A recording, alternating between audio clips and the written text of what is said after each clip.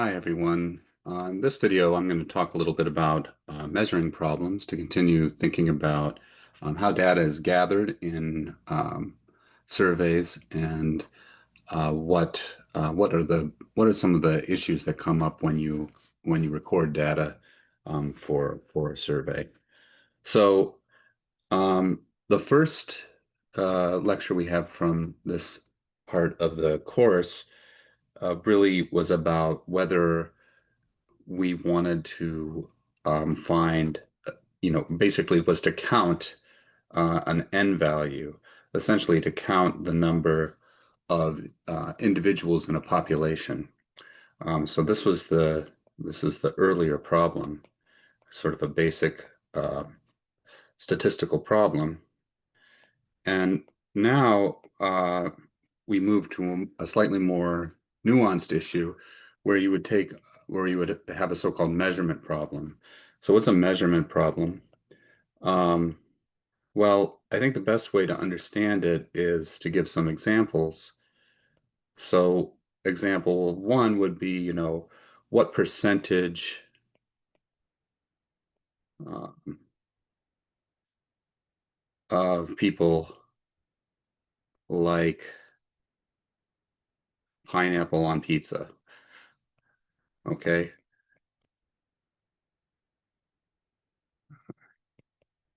Or, you know, um, you know, what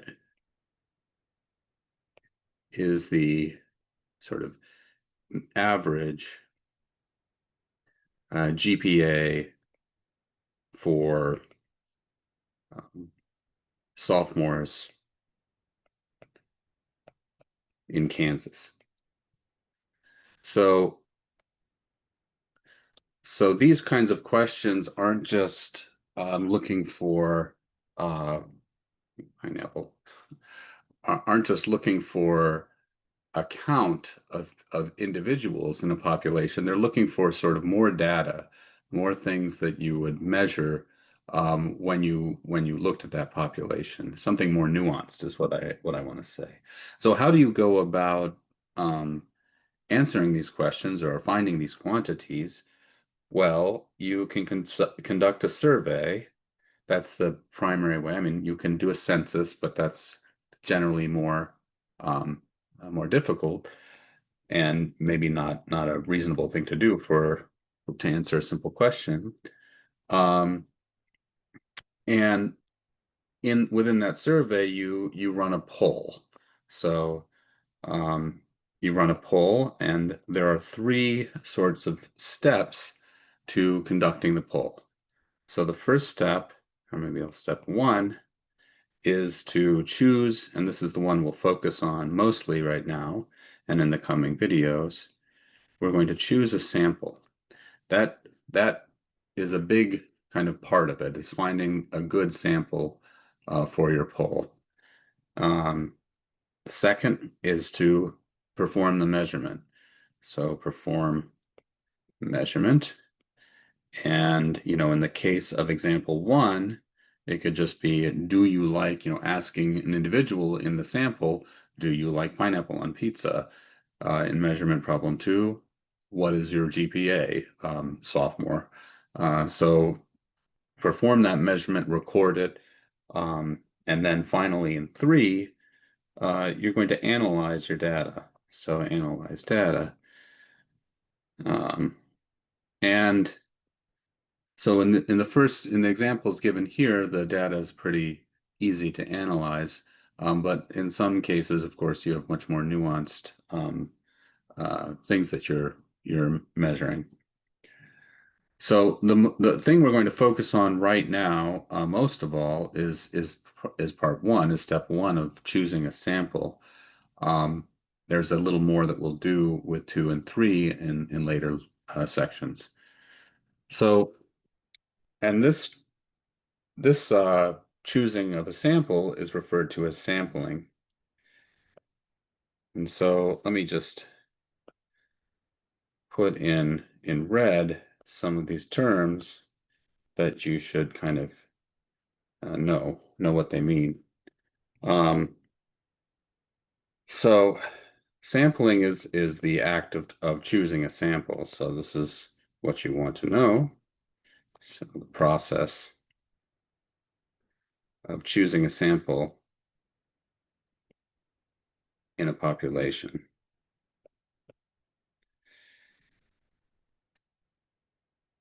And if you think about it in terms of something we did earlier with elections, and there's this notion of subset. And so you have a population is a very large set, and you need to choose a subset that's going to be representative of that larger population. So how do you go about doing that? And that's where um, sampling comes in, is oftentimes you have to, it's not so much what you do as much as what you don't do. And so one thing you don't want to do is you don't want to end up with a biased sample. So, and this is a hard thing to avoid, really, because it doesn't mean having a biased sample doesn't mean you tried, that you're biased in some particular way. It means that um, or at least on a psychological way, it's not a bias. It's more that you're not getting a good representation of your population. Um, and so uh, this is to get a biased sample. This is a sample in which some members, I'm giving the official definition here in the book, some members of the population um, are less likely to be chosen than others. And we'll give a few examples of this well, right now, really. And we'll see that there are other terms. This is a very general term, sampling bias. So maybe the process in which you produce a bias sample is sampling bias. There are many examples of sampling bias, and we'll talk about those as we go through these videos. But let's start with an example that was discussed in the last video, our last videos, which is polling students in dorms to find out how many. This was an N count, but you could imagine trying to get a measurement of the percentage of biology majors. So you want within dorms. So polling students within dorms of their major to find the percentage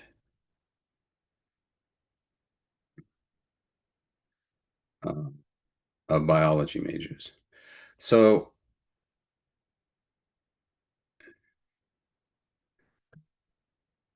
so one thing you could, so this is the example we talked about earlier. What would be something that would produce a biased sample?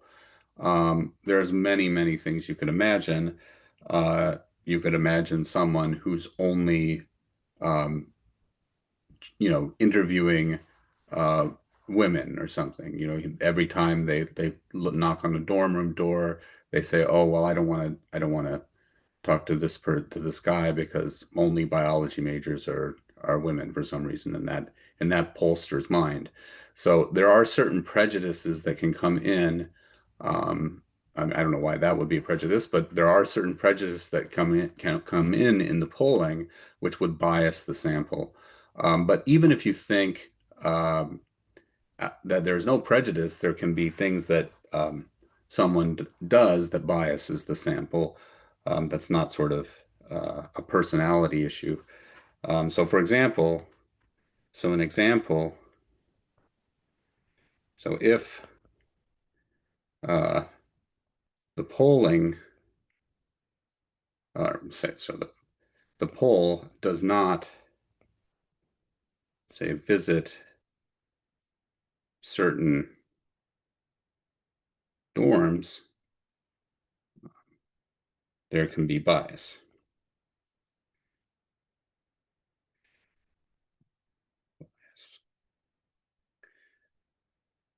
And this is called selection bias. Let me call it what it's typically referred to. So this is a pollster deciding that they don't want to do poll a certain part of the population. And again, that doesn't necessarily mean anything personal. So for example, you could say they don't want to go example, the student or the pollster does not go to the Smith Scholarship House, which is a small residence. And let's say, I don't know this for sure, but let's say there were a large percentage of biology majors in the Smith Scholarship House, but the Smith Scholarship House is not on campus. Maybe it's not close to where the student that's conducting the poll is. They don't want to walk all the way down to the Smith Scholarship House. So they just say, it's a smaller house. I'm not going to go there.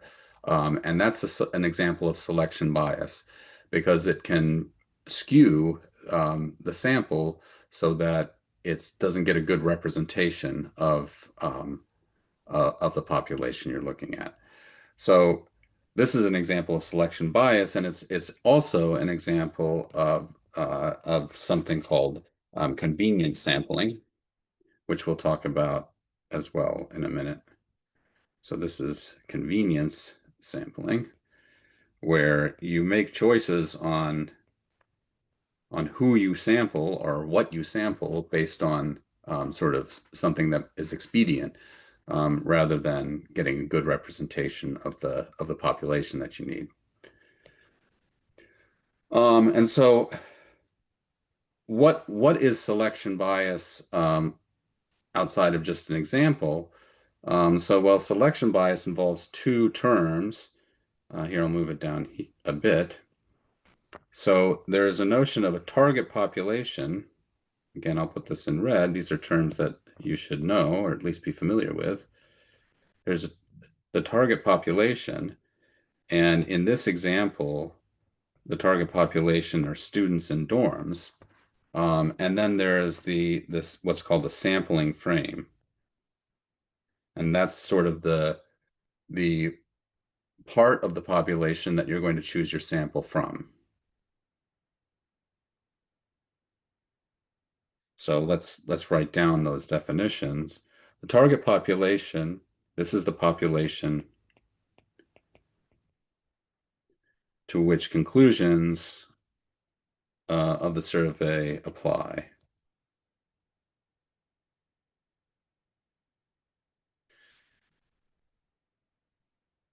So again, in this example, that target population are all students within dorms. And then the sampling frame is the population to which the sampling, from which the sampling is drawn.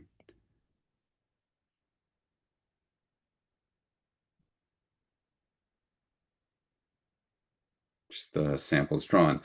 And as I said, the ideal situation is, so what do you want?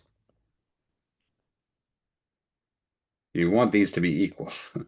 You want your target population to equal your sampling frame.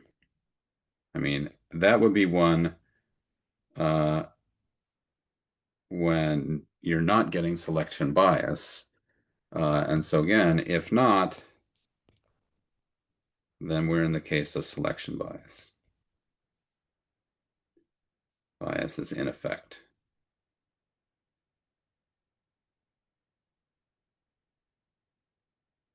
So the example again that we were just looking at where they don't go to Smith Scholarship House, well, Smith Scholarship House is a part of the target population, all of the students in Smith Scholarship. So if you exclude that from even the possibility of sampling from it, then you have selection bias. All right. So uh, I'll give another example from the book in the next video, but this is some basic vocabulary that we'll carry with us for the next few lectures.